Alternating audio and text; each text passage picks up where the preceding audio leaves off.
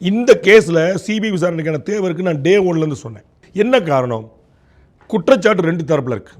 விஜய் அவர்களுடைய செயல்பாடு, அவங்க கட்சியோடைய செயல்பாடு அப்படின்னு ஒரு காரணம் சொல்லலாம். இந்த பக்கம் இவங்க சொன்ன டயத்துலாம் வந்தோம், காவல்துறை ஏற்பாடு சரியில்லை, 500 பேர் அங்கே இல்லை, இது ஒரு தரப்பு. அதனால தான் ஏடிஜிபி டேவிட்சன் விளக்கம் கொடுத்தாரு. சரிங்களா?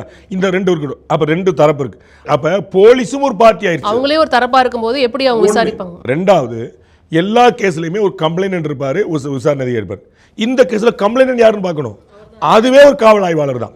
சரி, விசாரணை அதிகாரி யாரு?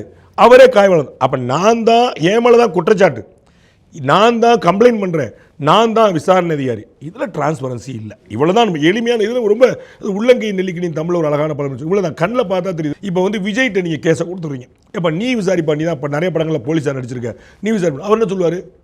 எங்கள் பக்கம் எந்த குற்றமும் இல்லை, எல்லாமே எதிர்த்தரப்பு செஞ்சு தீர்ப்பு கொடுத்துருவார்ல. அப்படி பண்ண முடியாது. ஏன்? அவர் ஒரு பார்ட்டி. தாவேக்காலுக்கு காரணம் இருக்குதா? நீங்கள் ஏதாவது மிஸ்மேனேஜ் பண்ணீங்களா, உள்ள குத்தோடு பண்ணீங்களா, கூட்டம் வரட்டும், இந்த மாதிரி நடந்தால் தான் நமக்கு பெரிய கௌரவம் நினச்சிங்களா அப்படின்னு அங்கே விசாரிக்கணும். அப்போ இவங்க சிபிஐ விசாரணை வேணும் தானே சொல்கிறாங்க, விசாரிக்கக்கூடாதுன்னு சொல்லுங்க. அப்போ விசாரிக்கக்கூடாதுன்னு சொல்கிறவங்க கவலைப்படுறாங்களா, விசாரிங்கன்னு சொல்கிறவங்க கவலைப்படுறாங்களா யோசிக்கும். அப்போ தமிழக அரசு வந்து எங்களுக்கு என்ன பின்னடைவுன்னு சொன்னாங்க. அப்போ ஏன் வேண்டாம்னு சொன்னீங்க? நீங்களே முன் வந்து கொடுத்த விஷய வழக்குகள் இருக்குதுல்ல, அப்போ பின்னடைவுக்கு என்ன இருக்குது? அப்படி ஏன் மாட்டேன்றீங்க? இதை பண்ணக்கூடாது. நீங்கள் டெல்லி வரைக்கும் போக வேண்டிய அவசியம் என்ன? அதில் உங்களுக்கு என்ன இழப்பு இருக்குது? விசாரிச்சுட்டு போகிறாங்க. பெண்ணை கடிச்சு